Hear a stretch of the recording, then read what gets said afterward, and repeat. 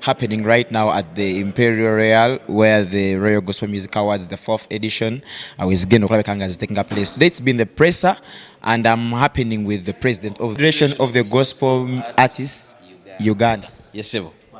Nange bwentyo tata Yesu yebazibwe nesiimye okubeerako ku mpewo za KTV. Yeah. Tukwagala nnyo. One of your fans was telling me nti no guno mwaka oba tukukyazizza nnyo and she was thankful ngagamba tukwagala nnyo nkiwa naawe twagala anti kuba kati siitera era ndowooza lwakuba siitera kukola interviews na TVs nyingi era nondamu abantu benjogera nabo nondamu TVs enkyalako oyinza okulwawo okundaba ku TVs endala. It's just because nti omwoyo gwange my spirit feels comfortable, and also nebyo tuba twogerako tebitera kubeera nga bya kunafuya abantu kuvuma abantu tuli kubuweereza bwa Mukama waffe Yesu Kristo mwana Katonda omulamu. So for me I feel comfortable being on KTV, very much so, more than most of the media houses. Perfect. Let's get straight to the awards. The 4th edition is coming up pretty soon on the 12th. What's this name? Waliwo awards zetwalabako emabegako awo nga bakola award ne balangira the winner, then najja kubisaako ekifaananyi n'afuluma emabega wa stage n'agiwa omulala nekino ekitambula bwe kityo. Zino zigenda kuba zitya, mwaleese ezimala?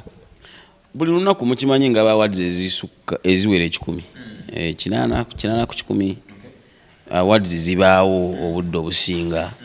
So awards okubaerawo kiba kituwa omukisa ogukola ki oguba nga buli muntu agenda na award ye. Ezimu bambi obusi okusobola obitegeera nti ziyinza okuba nga tezaatuuse kati waliwo ze twakolawo ze baakolawo juzi eza service providers ne tuziwangula ne tutagenda nazo kuwolo nga tezazze naye ne bazitutuusaako bidireyinga. As a matter of fact naffe ezaffe tezinnatuuka. Also just shipping our shipping. Yes. To the shipping our shipping, but at least because shipping company of Pango China sourcing is later, so zino kubanga zatuse customs. Now we are just going to clear them. Yeah, buli akolede to costing $9 close to $10. Yeah, so balabalamu buli emu bweti buli emu award. In fact basobola gituweerezaako n'ogiraba zanjawulo. So naye nga already tulinawo ezitandikirwako awards ne weziri nezira tezinatuuka. Already tulina awards nyingi wano ndeeseko tuwaddeyo ne awards nga 4-5. So awards weziri, so buli agenda neyiye award ye. Yes. Byakalubyemu this time round, for someone to be bakiyita batya okulonda omuntu olina kuteekayo akasente, and you can vote as many times as possible. How is it like gwenga president abantu bakireceivinze oba voting ekyaliro? No, voting ya Uganda bwetu webadde era awards zaffe kuva ku ntandikwa za kido. Kuva ku ntandikwa za kido nti era ekirungi ekiriwo nti n'obululu tubulaba bayongeddeko nti kati engeri ate balondera naku app ka process oli agenda okugendayo nga really die hard wo naye ate era still mweyo embeera abantu balonzedde ddala. I think tunatera okuyingira obululu oba 10. I'll find out and then see abantu abakalonda, but at least je bali balonze se abantu balondera ne bawezaayo miliyoni ya sente tebaba batono. Tebaba batono sebo. Ekyanjawulo ki ekiriwo this time round ba spiritual fathers nakikubuzaako ku pressa, but njagala obeere clear. Spiritual fathers mugenda bakolera ki this time round? Last time aba recognizinga, kati mugenda bakolera ki? Tugenda continuing nga tu celebrating abakitaffe abo basajja n'abakazi ba Katonda bakola omulimu gw'amaanyi nnyo era bakyakola omulimu gw'amaanyi nnyo kubanga gwe musingi gwe tuliko enjiri kwetambulira. Batata tugenda bali recognizinga bwe banaba bali we bali naye awards tuzitegeka buli tubeera ne kyetwagala zilizaaliza honors, and we want to continue honoring as well.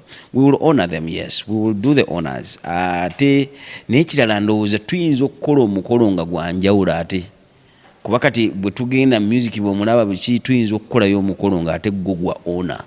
Yeah, we are just honoring. Gospel egenze ekula kati ate nyinza okutegekayo ng'omukolo awards za Royal Gospel Music nga zo za honors to honoring abasumba. Bakola omulimu gwa ttenda oboolaba tabasiimwa tabebazibwa buli saaba walampibwa, so tugiyinza okukolayo omukolo gwa honors. Kyo nja kwogera ne bakama baffe ba team leaders bajjowabu baani abo tulaba kye tuyinza okukola. Yeah. I've just heard you say that you're not having ordinary tickets, you're only having the VIP and the tables. Lwaki bwe kiti ordinary zaaweddewo? Ordinary zaaweddewo mitwalo 10 zaggwawo ekyabalokole embeewuunya, so nandoza ensonga lwaki tutegese ebintu ebirungi ebbanga ddene kati batwesiga, but era mu bufu bwe bumu naye bw'ogenda ku app osobola ogifuna ku mutwalo ku 15 tiketi. Bw'ogenda ku app saawa zino osobola ofuna tiketi ya 15 oba ez'ettaano zikyaliyo bazaaweddeyo kuba waliyo 10 Royal Gospel Music app, yes, waliyo tuba tuteekayo 10 nga za 15 10 za mutwalo bwe tutyo kuwa abantu kuddiza abantu ku app era nga so simanyi oba zikyaliyo nekyemanyi waliyo eziriyo, so but mukama mulungi really. So VIP ze zibadde zisigaddewo zokka era bw'ofuna wano tickets bw'ogiranga VIP ekukutte. Kale president waliwo sente zinalabye ezafulumye zabadde miliyoni nga 2 ezagabiddwa, mitendera ki zigenda ayitibwa mu kyokugabibwa abagenda oziganyulwamu katono nnyo tu briefing em? Bibiri sino zezokka ezo just yabadde goodwill.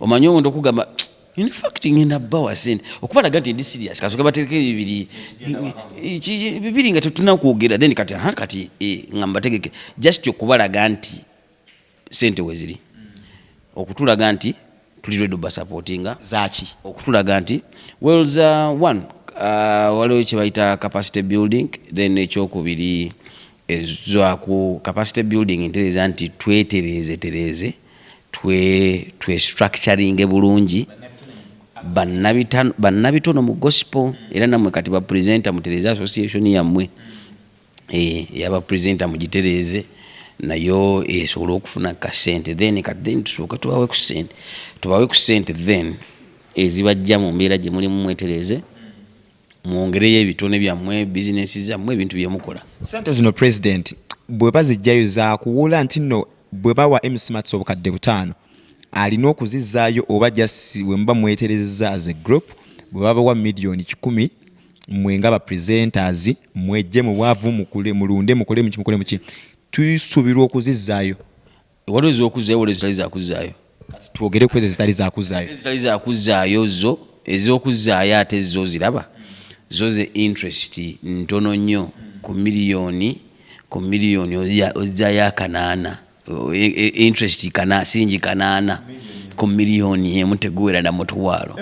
Okitegere kyenkugamba nti kati government eteekawo eyo embeera nti oleme kwekwasa bw'ate saava mu bwavu okusinga okugenda mu banka bakusabye weewoze kakadde osasula kamu kitundu osasula kamu 3 odda mu bwavu ate kakunyunyuta bunyunyusa ate interest ya mwaka si ya buli mwezi. Let's get to these ones ezitali zakuzaayo zemitena ziri zitya okuzifuna era abewanisa okuzifuna batandika ddi? Kyangu funa jova funa belonging nti nze ndi mu association gundi nti ndi member we na association mukulembeze wange yono nti ne ID njiri ne na association then yawe tudde kutwogere ku kya sente minga zo sente weziri so sente federation ezigabira association yegabira banaabwe byatandise okuzigaba oba tebinatandika.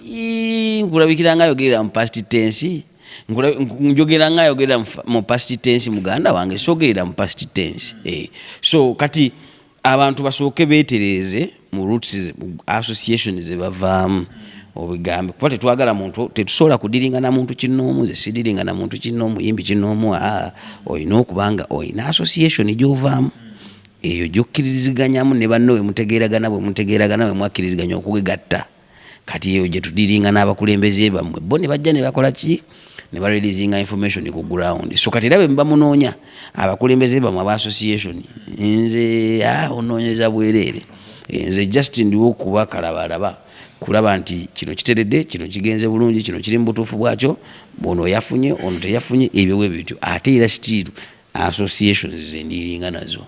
You as the president of gospel artists in Uganda, have you tried to rob for these artists okulabikanga they get to campaigns eziri mu kutambula eza President Museveni kuba ziriko akasente ogezezaako okubasakirako olabe nga nabo bagenda ku gundi ebatunafuna nteekateeka? Sibibaddemu nnyo nze njala nkubeerewo amazima saaga ate nkulime n'okulimba mu mbaddeeyo ne mbasakira nedda. Mandate ya by the way no ebintu ebyo biraba kati olaba munange olina okulonda ku kiki oyagala ekituufu. Oba oyagala ebyo ebintu mumaliza mugenze mu buvuyo bungi, tusooke twetereeze ffe nga ffe kuba bw'oba tolina ddoboozi lyawamu temulina kye mugenda gamba nsi. So kati ate n'ekirala gwe olabeyo bayimbi bameka bulijjo abayimba mu bintu ebyo ebyenjawulo aba gospel ffe tuba tubalobingidde tuba tuteyo. Kati olwaleero baba tebaliyo kiba kitegeeza tebabeetaagayo. Tebabeetaagayo ate ne ku ground gwe balokole bameka bolaba mu campaign. Balokole bameka bolaba mu campaign. Abalokole bamanyi babeera mu church. Ate abalokole bamanyi anytime now yoluva ku church agenda akole ki alonde. So eri wabweru osanga tebalina kuyimbayo tebabeetaagayo ensonga lwaki tebabayita. Bonna abayimbye ku bintu bya gavumenti abayimbye ku abamu si federation terina gwe yali efuniddeyo kisho neeja neemu okitegedde. So olaba tebabayise babadde bayita then kiba kitegeeza tebabeetaagayo. So if there is a need or a call nga beetaaga abayimbi bano nga president, do you side by that? Nze baba beetaaga nga bagenda basasula ku lwakira sibasindika siba na buzibu nakyekyo. The most important thing is bagenda basasula kiva ku oli ayagala. Kiringa gwe okutegeka omukolo gwo gw'embaga n'ogamba nti nze saagalako MC wa gospel okitegedde oba saagalako mwe mulowooza munnange n'ensi eno nti ndokole nnyo wansi eri secular nno ebyaddala dominance ya wano eno eri secular nnyo just lwakubeera abalokole tulemeddwa okukola omulimu gwaffe, tulemeddwa okubuulira enjiri esensere mu bantu ku ground awo oba okitegedde. Singa twali b'amakulu nnyo nga tukyetaagisa nnyo era singa bakola ki singa buli ssaawa babeera batuyita naye tebaatuyita. So kati kiba kitegeeza ki nti kati tulina bye tusobola bajja tuyitira ezo zi prayer breakfast ezo weziti eza parliament eza government eza state house ezo tubaayo. Yes. Tudde ku nsonga y'essente before nga nkwerekereza association ezisinga ezimu tezikwatagana na kibiina ekikulemera abayimbi gospel mu ggwanga Uganda.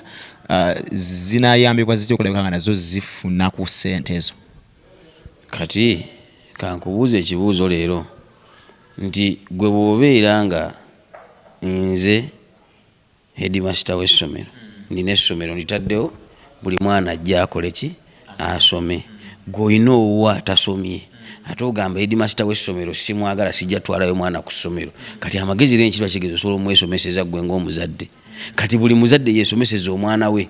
Gwe oba okiwulira oba olabanga gwe ate federation tokwatagana nayo then kati genda gy'okwatagana kubanga ogenda kukwatagana nayo byampaka kubanga erina kyeweetaaga ate kyeweetaaga tekikuwa on condition mbu wekwagala oba tekwagala ekikuwa on merit that you are a member. Oba kiki kyenkugamba nze olwaliro kati nja kukubulira olwaliro president atufuga ali ogu omu afuga abamulonda n'abatamulonda. Abatamulonda nabo we bali baweerera ddala tebamwagalirako naddala naye ate munange ate abamwagala be basinga obungi. Kati ku lw'ensonga eyo temulina kyakikolera Uganda temugigenda gifuluma. Kati mwenna mugibeeramu n'abakolera enguudo ze zimu mwe abatamwagala n'abatamwagala. So bwe kityo bwe kibeera ey'obukulembeze si nti buli omu akwagala naye ate mulina okubeerako n'ensonga ebagatta. Kale ebyobulokole biba biganya otugatta kati ebya ssente bijje bitugatte. Kale mujje nga mumuzze kwegatta mwagalayo kasente kammwe mukole ebiddako. Obumpimpi buli atakwatagana federation balina okukola nga team. Si buli atakwatagana buli atali member wa federation then kati noonyayo gyojja ssente ewalala obuyambi ewalala kubanga bino ekisookerwako ekyanditugase ekinandirooza nti ekikulu ekya Mukama waffe Yesu Kristo kyo kyatulema okugattibwa. Kati awo kirabika muli ku byammwe naye ate era tekigaana kubanga mwegatta ku federation ne mufuna omugabo gwammwe ne mugenda ne mukola ebyammwe bye mwagala. So for me nze sirinaako buzibu batatwagala balina okubeera bajja kubeerawo ne Yesu we yabuulira enjiri ebiseera byabeeramu mu Kaperunawumu namunnaera baali tebamwalimu abatamwagala nga n'enkuŋŋaana tebagendayo ne Nazaalesi nga n'ajaza nga naye tebamwagala ne bwakola ebyamagero ebyenkanawa tebaagala kumanya naye era still yasigala abafiiriridde. Sibirira abayimbi ba gospel entanda nga tumalako omwaka kozisubira naddamu okufuna ojja kunfuna olina n'ebirala byolina okumbuuza byowuliranga byonna bikusiibwa naye ojja bimbuuza. Anyway abayimbi ba gospel mbeebaza katuweereze Yesu Kristo omwana wa Katonda omulamu, katuweereze Mukama bwe baboggola naawe n'oboggola, bwe bavuma naawe n'ovuma, obulamu buba buganye. So kati kyekyo muganda wange 5 to 7 King Wisdom kamwerekereze on the 12th, that's the coming Friday tugenda kwera ku Imperial Royal.